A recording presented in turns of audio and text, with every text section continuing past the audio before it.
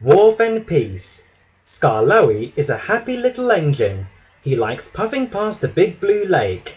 He likes chuffing across the old bridge high up in the air. Sometimes Skarloey has to go to the wharf. It's near the canal where roads and railway tracks meet. It's a busy, noisy place, and Skarloey doesn't like it. He feels very small there. He doesn't know anybody's name. One day, Skarloey pulled some flour trucks to the wharf. He didn't say hello to anyone, and no one said hello to him. The troublesome trucks made fun of him. They wiggled and giggled and biffed him. When some pipes dropped from a crane, they made a loud clang, and Skarloey jumped. His trucks hit the buffers, and flour went everywhere. "Fancy jumping like that," said James. "Scaredy little engine." Poor Skarloey. He felt smaller than ever. "Scaredy, scaredy engine," sang the trucks. "Clickety-clack, don't come back!"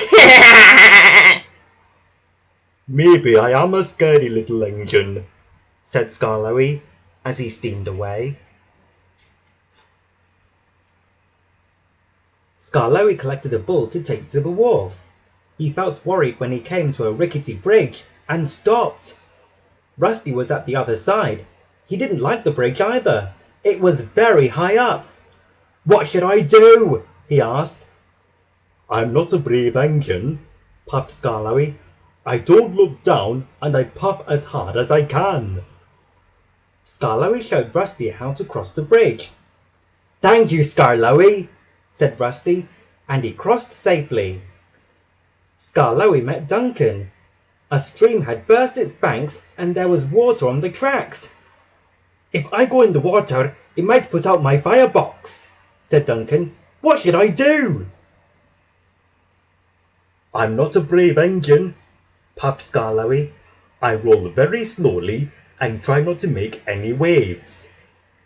Skarloey showed Duncan how to go through the water slowly and carefully. Duncan did just as he said. "Thank you," he said. Skarloey was nearly at the wharf when there was trouble. Runaway logs rolled down from the hill. Rumble, tumble, rumble. Rheneas was coming the other way. "Oh no!" cried Skarloey. "The logs will hit him!" Skarloey peeped, but Rheneas didn't hear him.